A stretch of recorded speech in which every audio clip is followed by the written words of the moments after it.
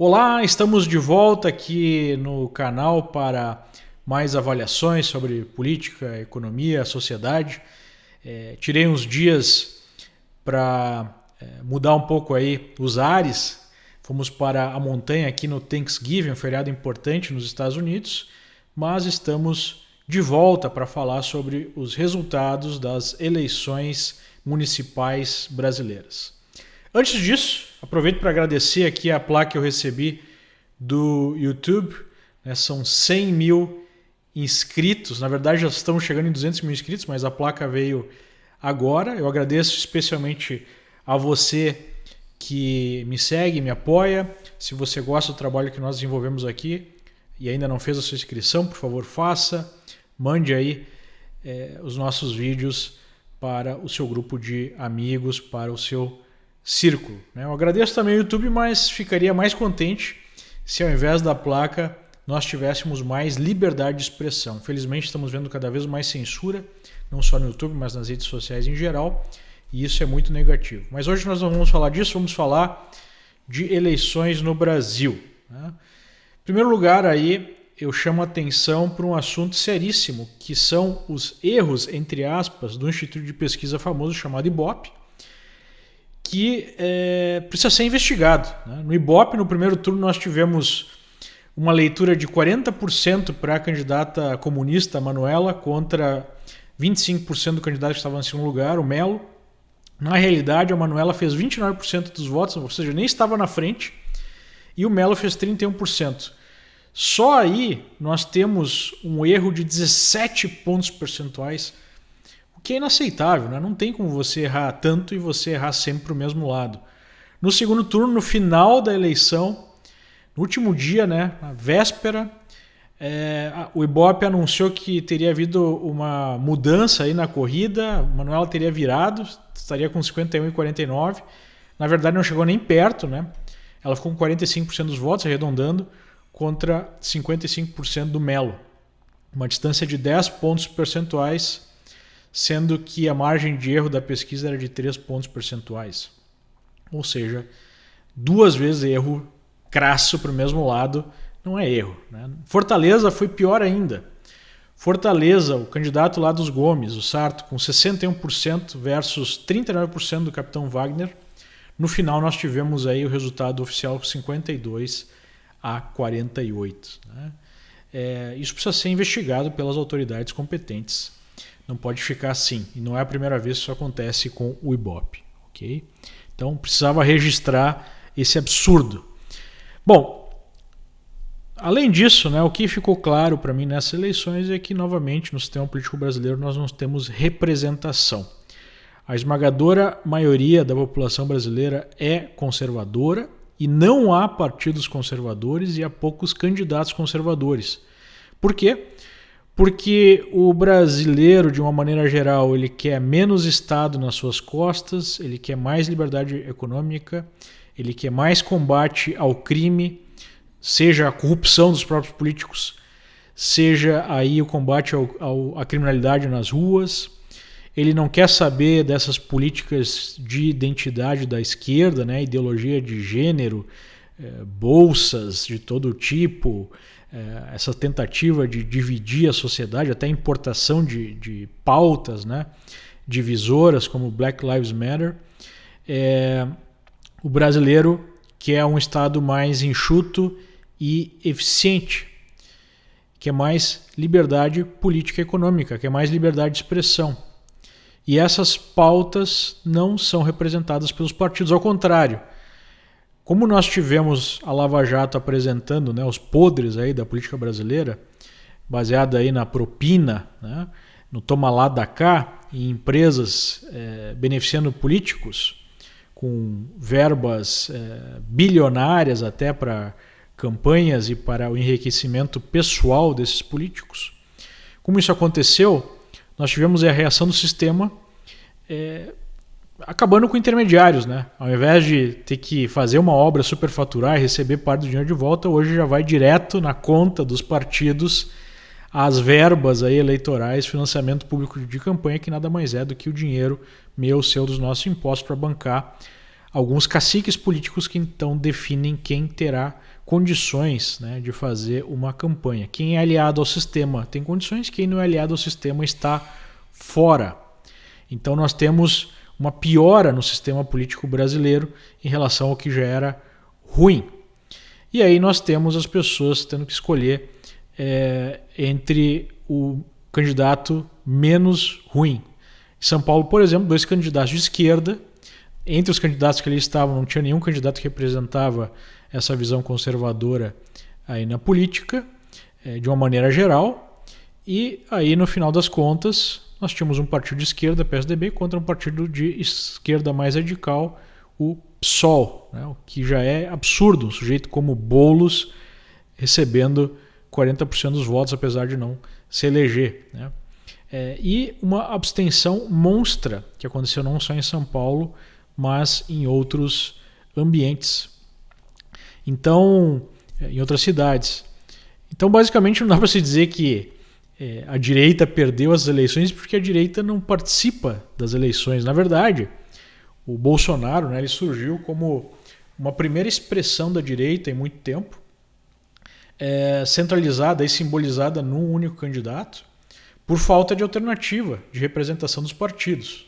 E eu acho engraçado essa narrativa de que o povo escolheu aí o centro, então, né, se afastando dos extremos políticos, porque há um extremo político, que é o extremo de esquerda, que esse é aceito, inclusive adotado como a própria política, segundo a imprensa, segundo aí os influenciadores, né, culturais, jornalistas e afins.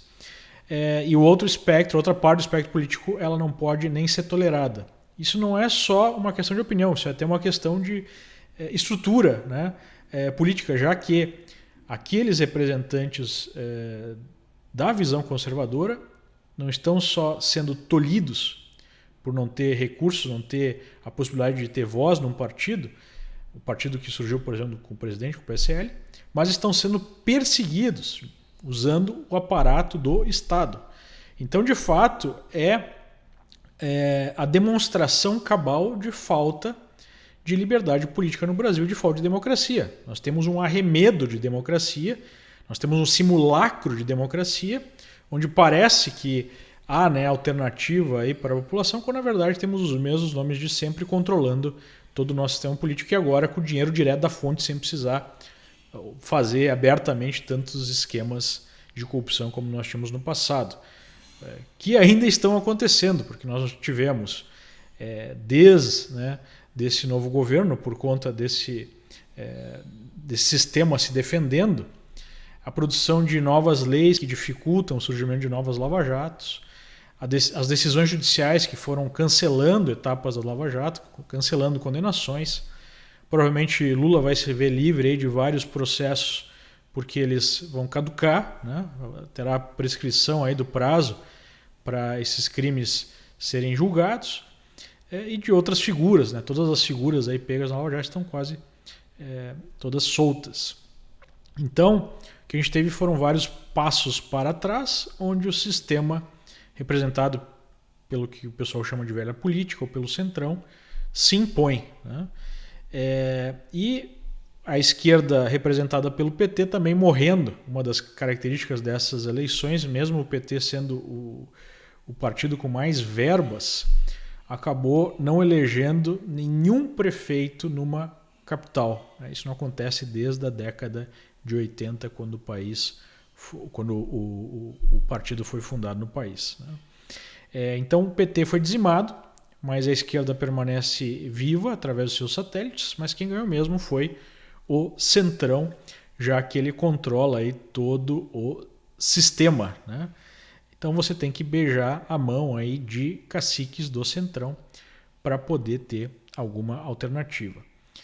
Algo importante também, né, que foi definido nessas eleições, é que, diferentemente do que muitos analistas ou opositores de Bolsonaro colocam de forma negativa em relação aos apoiadores do presidente, eles não são cegos a apoiar qualquer indicação do presidente, como um Crivella da vida, enfim, como outros candidatos que nós tivemos aí em outras cidades, né? O Russomano em São Paulo.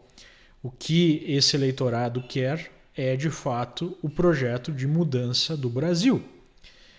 Mudança dessas práticas de corrupção, mudança nessas bandeiras aí da esquerda em relação ao crime, né?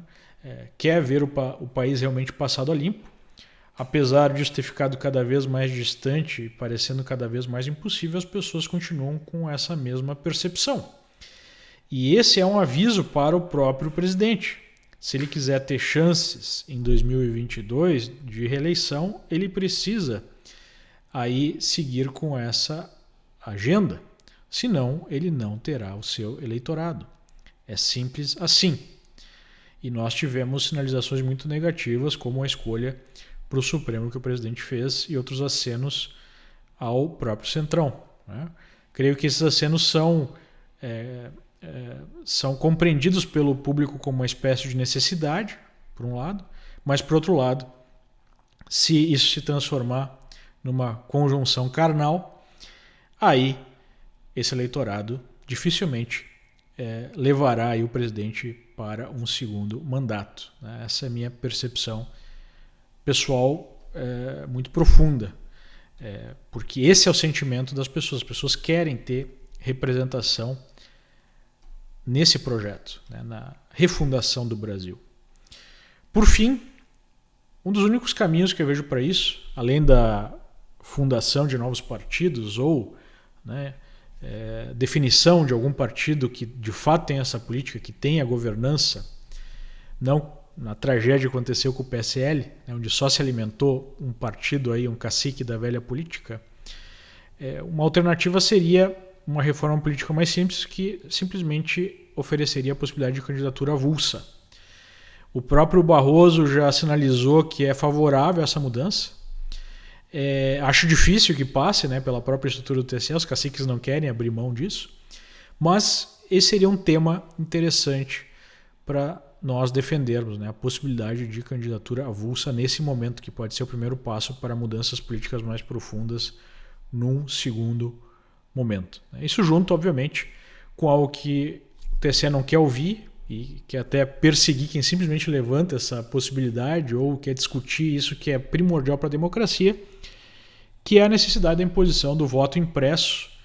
É um sistema eleitoral, né, um sistema de contagem de votos, na verdade, mais transparente, que possibilite auditoria. Não adianta a imprensa em geral e o próprio TSE ficar dizendo que é fake news quem afirma que é impossível auditar o sistema, quando na verdade, né, todo mundo que tentou auditar até hoje não conseguiu, inclusive o PSDB lá em 2014, que gastou R$1 milhão numa auditoria, e a principal conclusão da auditoria é que não há como auditar da maneira correta. Algum tipo de auditoria sempre é possível fazer, mas a auditoria que seria necessária hoje é inviável, né? E é por isso que o Congresso brasileiro apoiou a implementação do voto impresso e, de maneira surpreendente, as autoridades aí judiciais impediram essa mudança. Então, se eles não querem questionamentos, por que não implementar algo que aumenta a segurança do sistema e a possibilidade aí de deixar ele mais parrudo, né? Ninguém questionaria nesse caso. Então é isso. Essas são as minhas conclusões em relação às eleições municipais. Não vejo, né, esse link direto entre eleições municipais de 2020 com as eleições presidenciais de 2022, mas fica esse recado aí para o presidente. Ele precisa seguir as bandeiras que o elegeram, porque senão será difícil a reeleição. Um grande abraço, pessoal. Até mais. Tchau, tchau.